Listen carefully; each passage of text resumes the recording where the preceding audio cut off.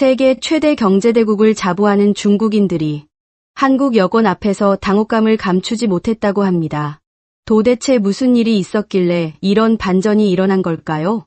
베이징대를 나온 엘리트였던 그녀가 한국의 저력을 깨닫게 된 놀라운 이야기 지금 바로 시작합니다.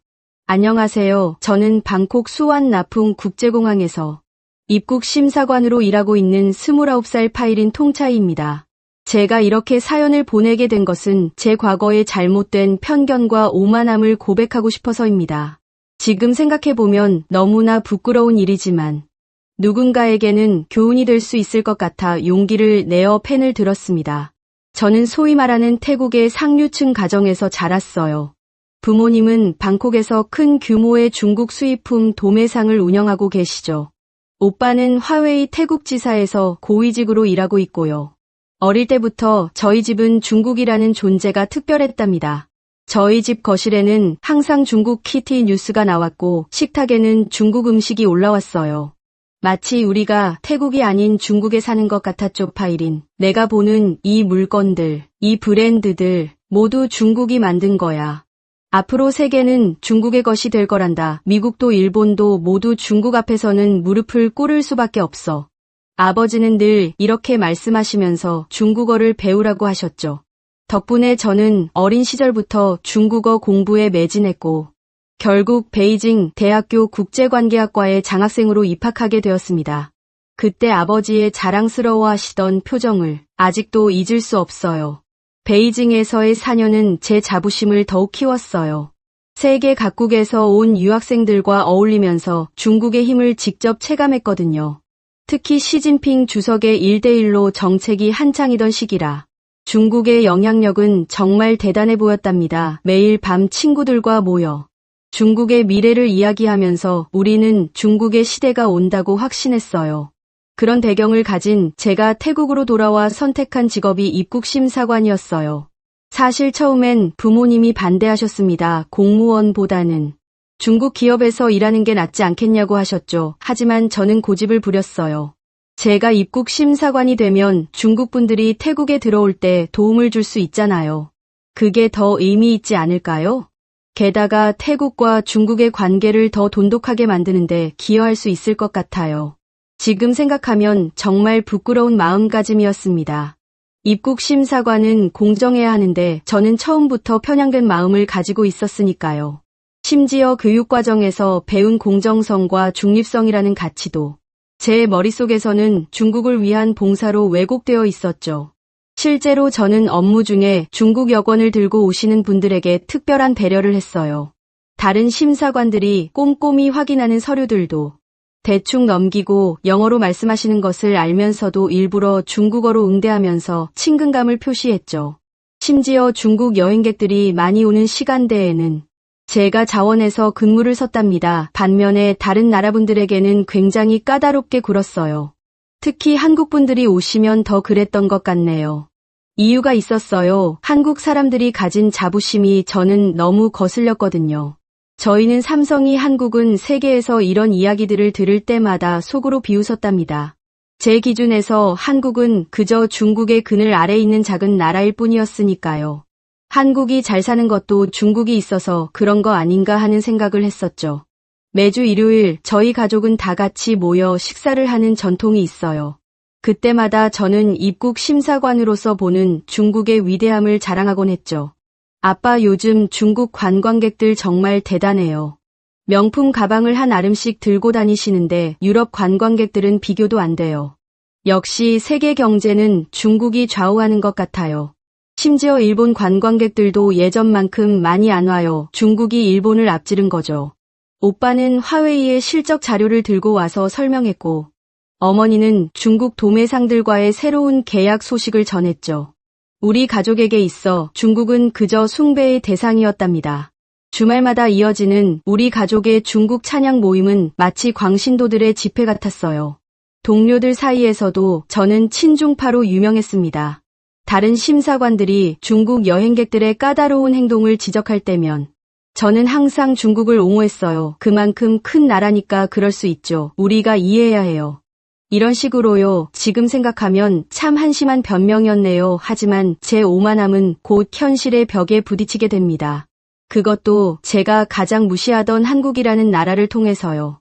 지금 생각해보면 참 부끄럽지만 그때 제 모습을 있는 그대로 말씀드리는 이유는 제가 얼마나 크게 잘못 생각하고 있었는지 고백하고 싶어서입니다. 2023년 초 저의 변화는 예상치 못한 순간에 시작되었습니다. 처음 제 자부심이 흔들리기 시작한 건 방콕 시암센터의 올리브영 1호점이 오픈했을 때였어요. 지나가다 본 긴 줄이 너무 신기해서 물어봤더니 한국 화장품을 사기 위해 줄을 선 거라더군요. 처음에는 이해가 되지 않았습니다. 중국 화장품도 많은데 뭐가 그렇게 특별하다고 이건 그냥 일시적인 유행이겠지 하지만 우연히 들른 매장에서 본 광경은 충격적이었어요. 중국 관광객들까지 한국 화장품을 쓸어 담고 있었거든요. 저는 귀를 의심했습니다. 중국어로 이거 한국 거 맞아요? 정품 맞아요? 라고 끊임없이 묻는 소리가 들렸어요. 제가 알던 중국인들의 모습이 아니었죠. 심지어 어떤 중국인 관광객은 우리나라 화장품보다 품질이 좋다고 말하는 걸 듣고 충격을 받았답니다. 그 즈음 태국을 발칵 뒤집어 놓은 뉴스가 있었어요. 블랙핑크 리사가 방콕에 고급 아파트를 구매했다는 소식이었죠. 사실 전 리사를 잘 몰랐어요. 그저 한국에서 활동하는 태국 가수 정도로만 생각했거든요. 뭐 어때서 그냥 태국 사람이 고향에 집 한 채 산 건데 라고 생각했죠. 하지만 곧 제 생각이 얼마나 단순했는지 알게 됐어요. 리사의 부동산 구매는 단순한 집 구매가 아닌 전 세계적 스타의 귀환을 의미했거든요. 공항에서 근무하다 보니 리사의 인기를 실감하게 됐어요. 전 세계에서 오는 여행객들이 리사의 나라 태국을 외치며 좋아하는 걸 보면서 한국의 영향력이 생각보다 크다는 걸 조금씩 느끼기 시작했답니다. 심지어 중국 관광객들조차 리사의 포스터를 들고 입국하는 걸 보면서 이건 뭔가 다르다는 생각이 들었어요. 특히 충격적이었던 건 입국 심사 과정에서였어요. 어느 날 중국 승객 한 분이 한국 여권을 위조한 사실이 적발됐습니다. 그분은 계속해서 한국 여권이면 어디든 쉽게 갈 수 있다고 해서 라고 말씀하시더군요. 그동안 수많은 위조 여권을 발견했지만 중국인이 한국 여권을 위조한 건 처음이었어요. 저는 의아했어요. 왜 중국 여권이 아닌 한국 여권을 위조했을까? 그래서 찾아보게 됐죠. 그리고 알게 되었습니다.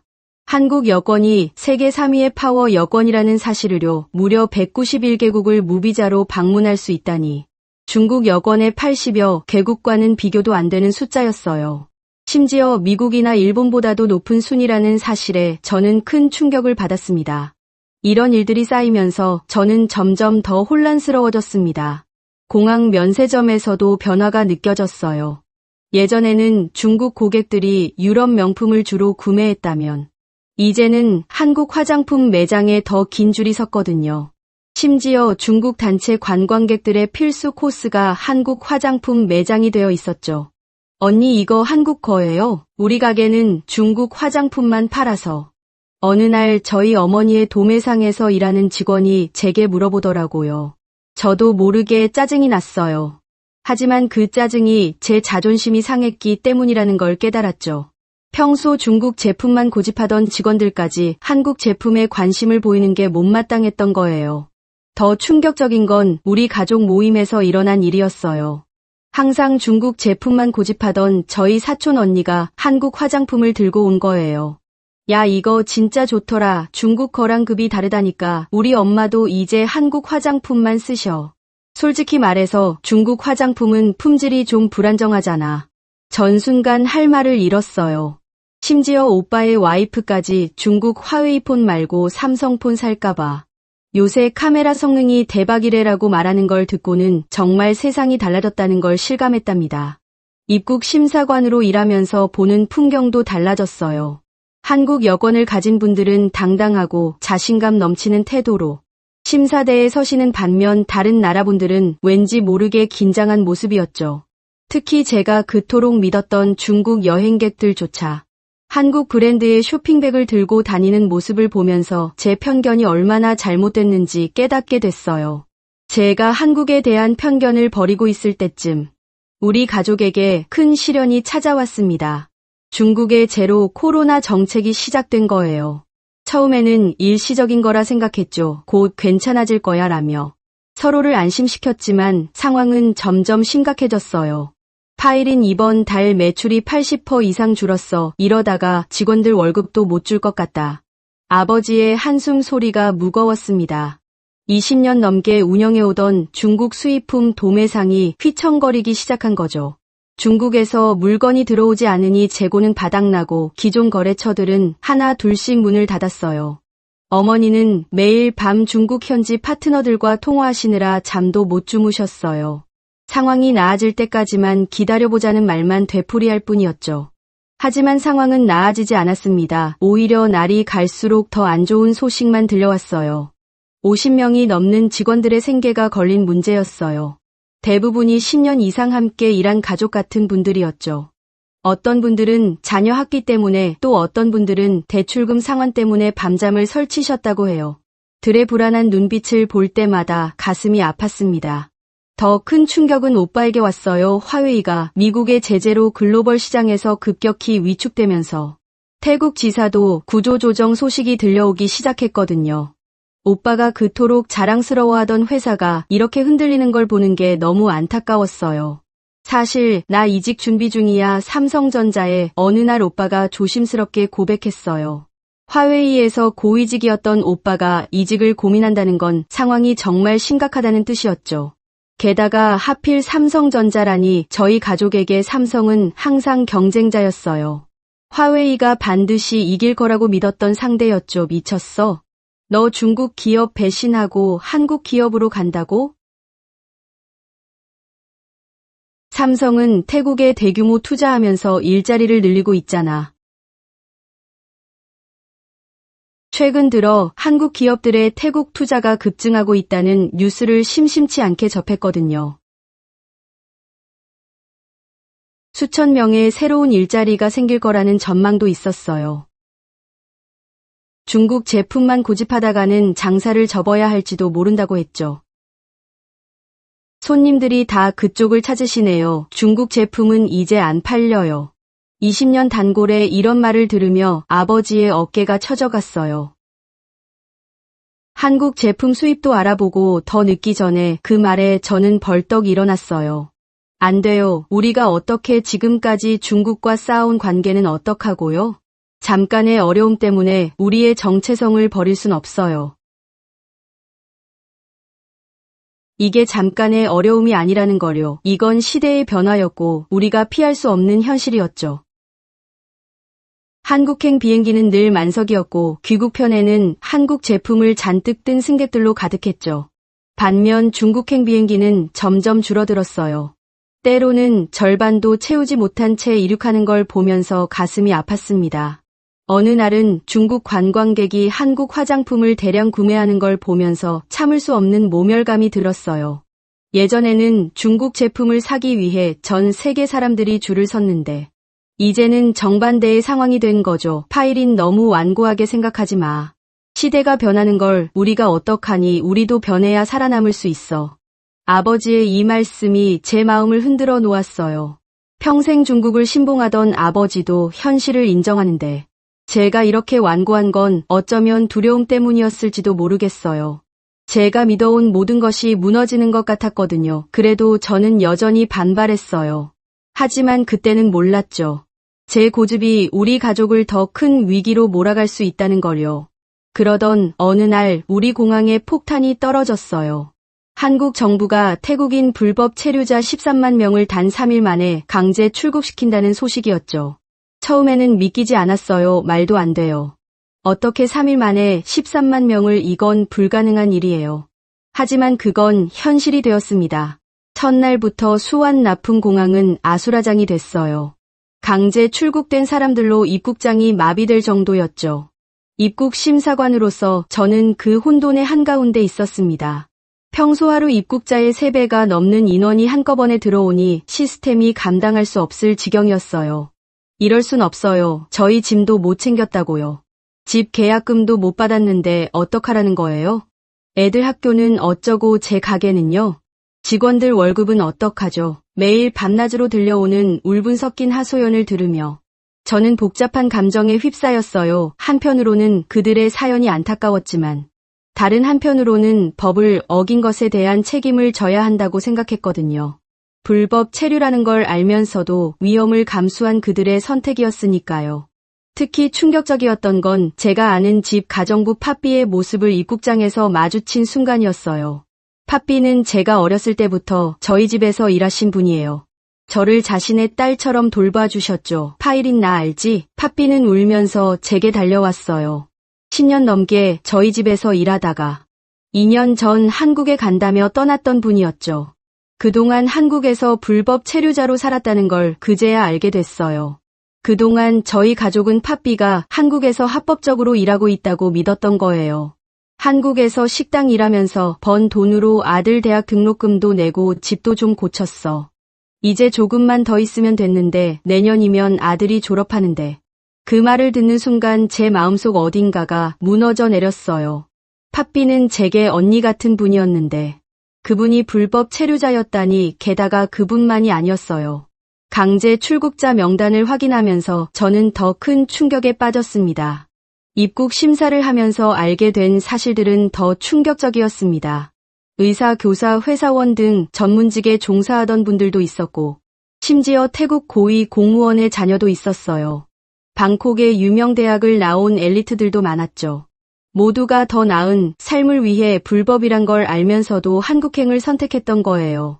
그들의 이야기를 들을수록 마음이 무거워졌어요. 한국에서 받는 최저임금이 태국의 평균 월급보다 높다는 것, 초과 근무수당도 제대로 받을 수 있다는 것, 의료보험 혜택도 좋다는 것, 이런 이야기들이 태국 사람들을 유혹했던 거죠. 하지만 입국심사관으로서 저는 냉정해야 했어요.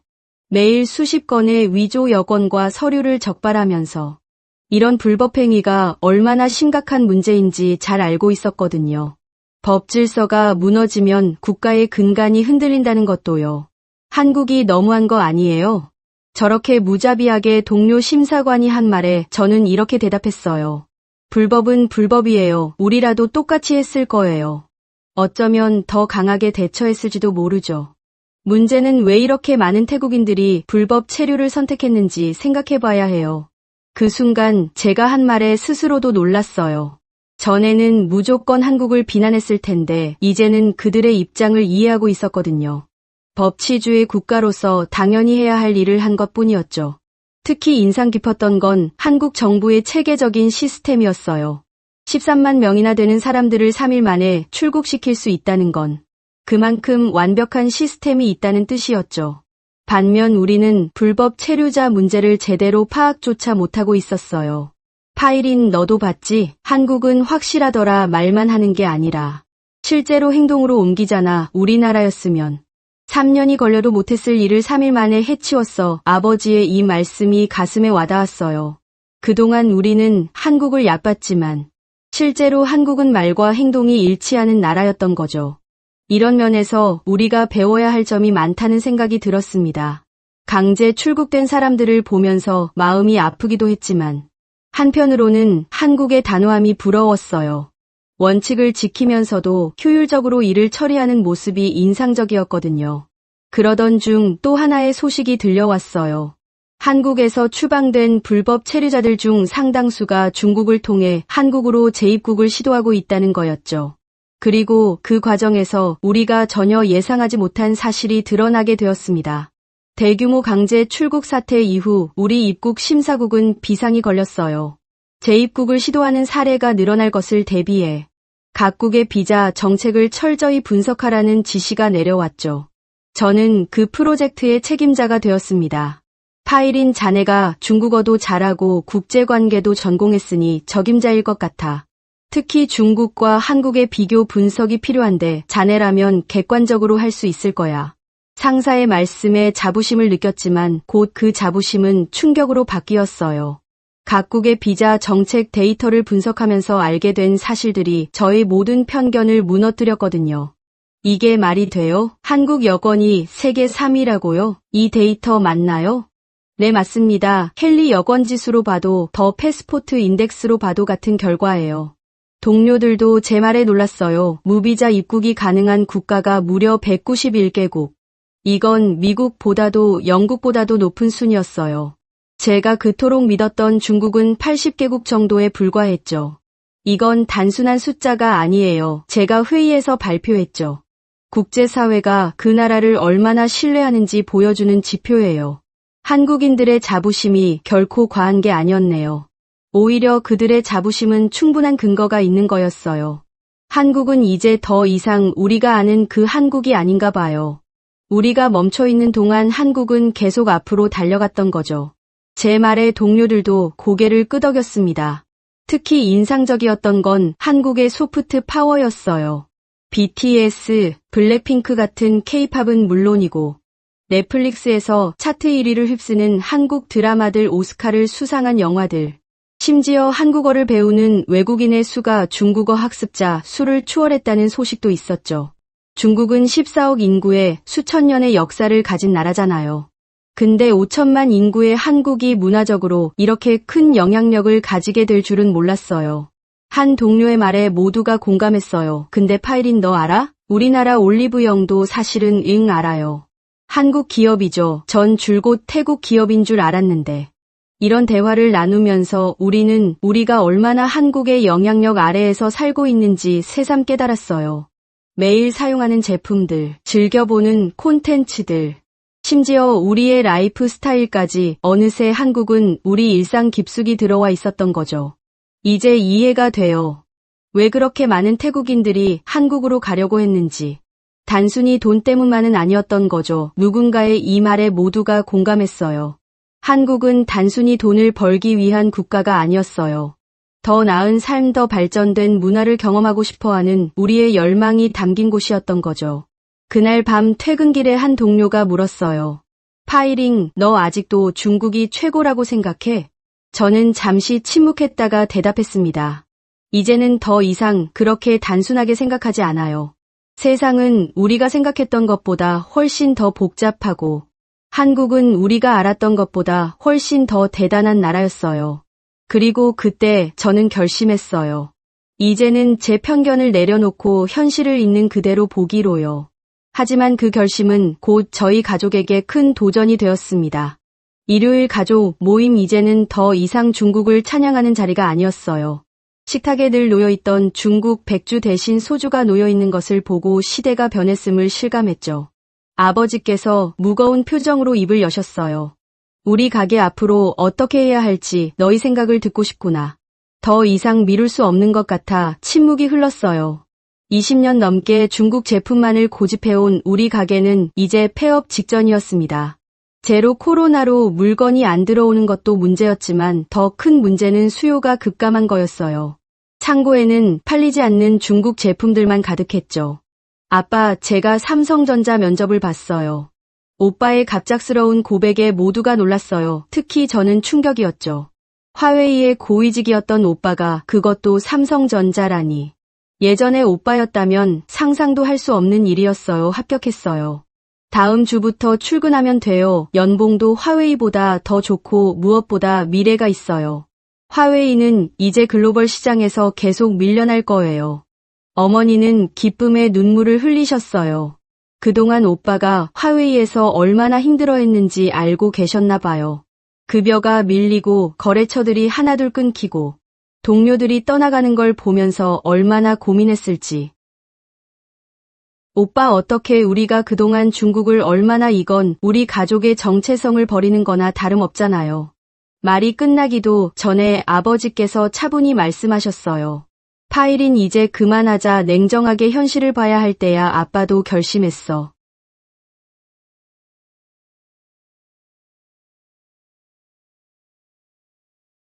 모두 제가 그동안 중국의 경쟁자로만 여겼던 기업들이었어요. 애프터 서비스도 확실해, 거래 조건도 공정하고, 이게 바로 선진국 기업이구나. 제가 평생 믿어온 중국 우월주의가 무너지는 것 같았거든요. 베이징대에서 배운 것들, 제가 확신했던 것들이 모두 허상이었단 말인가요?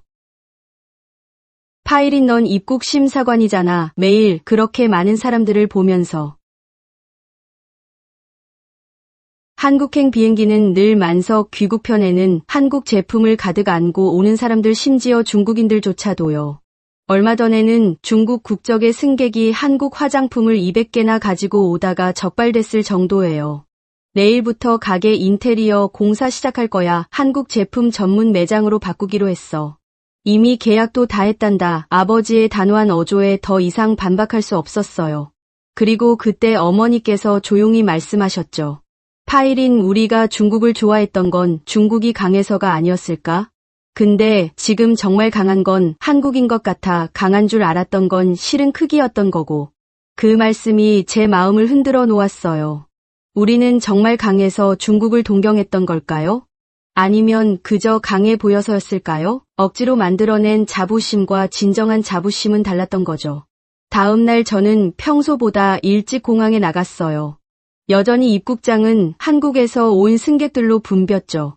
그들의 당당한 눈빛, 자신감 넘치는 태도, 이제는 그게 단순한 오만이 아니란 걸 알겠어요. 그들에겐 그럴 만한 자격이 있었던 거예요. 그리고 그때 한 승객이 제게 건넨 한국 여권을 보면서 문득 깨달았어요. 우리가 진정으로 존경해야 할 것은 보이는 힘이 아니라 진짜 힘이란 거요. 허세가 아닌 실력, 과시가 아닌 실천. 한국은 그것을 보여주고 있었어요. 저녁 집으로 돌아가는 길에 새로 단장 중인 우리 가게를 봤어요. 20년 넘게 우리 가족의 자부심이었던 그 간판이요. 파일인 새 간판 문구는 내가 정해줬으면 해. 아버지의 말씀에 저는 잠시 생각에 잠겼어요. 그리고 마침내 결심했습니다. 이제는 저도 변해야 할 때가 온 거예요. 시간이 흘러 우리 가게는 코리아 프리미엄이라는 새 간판을 달았어요. 제가 제안한 이름이었죠. 더 이상 거짓된 자부심이 아닌 진정한 가치를 팔고 싶었거든요. 매출은 3개월 만에 예전의 2배를 넘어섰죠. 특히 놀라웠던 건 중국 관광객들의 반응이었어요. 한때 저는 중국 제품의 품질을 무조건 옹호했었는데 중국 시장을 잘 아는 인재가 필요했다나요. 문화적 배경도 비슷한 한국 기업의 포용력이 대단하다고 느꼈어요. 입국 심사관으로서도 많은 것이 달라졌어요. 이제는 한국의 불법 체류자 단속을 이해하게 됐거든요. 왜 그런 결정을 할 수밖에 없었는지, 룰을 지키는 것, 그게 바로 선진국의 조건이에요. 제가 신입 심사관들을 교육할 때 하는 말이에요. 한국이 국제사회에서 신뢰받는 이유도 바로 이것 때문이었죠. 원칙을 지키면서도 효율적으로 단호하면서도 인도적으로. 이게 바로 진정한 선진국의 모습이라는 걸 깨달았어요. 가족들과 함께 새로운 사업 방향을 고민하면서 우리는 더 큰 그림을 보게 됐어요. 단순히 물건을 사고 파는 게 아니라 양국의 문화를 잇는 가교 역할을 하고 싶었거든요. 태국과 한국 서로가 서로를 더 잘 이해하게 되면 좋겠어요. 우리 가게는 이제 한국 제품을 파는 것뿐만 아니라 한국 문화를 소개하는 공간이 되었어요. 한국어 교실도 열고 한국 음식도 맛볼 수 있게 했죠. 특별히 자랑스러운 건 우리 직원들 중 5명이 합법적으로 한국에서 일할 기회를 얻었다는 거예요. 얼마 전 한 기자가 저희 가게를 취재하러 왔어요. 원래는 중국 제품 전문점이었다고 들었는데 왜 바꾸셨나요? 저는 이렇게 대답했습니다. 진짜 가치를 알게 됐기 때문이에요. 한국은 우리에게 단순한 경제 파트너가 아니에요. 배울 점이 많은 선배이자 함께 성장할 수 있는 동반자죠. 이제 저는 매일 아침 출근길에 우리 가게 간판을 보며 미소 짓습니다. 더 이상 허상을 쫓지 않아도 된다는 안도감, 진정한 가치를 발견했다는 자부심, 그리고 무엇보다 새로운 미래에 대한 희망을 느끼죠. 마지막으로 저는 이 말을 하고 싶어요. 우리는 때로 편견에 사로잡혀 진실을 보지 못할 때가 있어요. 하지만 현실을 읽는 그대로 받아들일 용기가 있다면 그것이 바로 새로운 시작이 될 수 있답니다. 한국이 저에게 가르쳐준 가장 소중한 교훈이에요. 제 이야기가 태국과 한국의 더 나은 관계를 위한 작은 디딤돌이 되길 바라며 이만 마치도록 하겠습니다. 들어주셔서 감사합니다. 오늘의 사연은 여기까지인데요. 태국 입국 심사관 파일인 통찰 씨의 감동적인 사연 감사하며 앞으로도 응원하겠습니다. 구독과 좋아요 한 번씩 부탁드립니다. 감사합니다.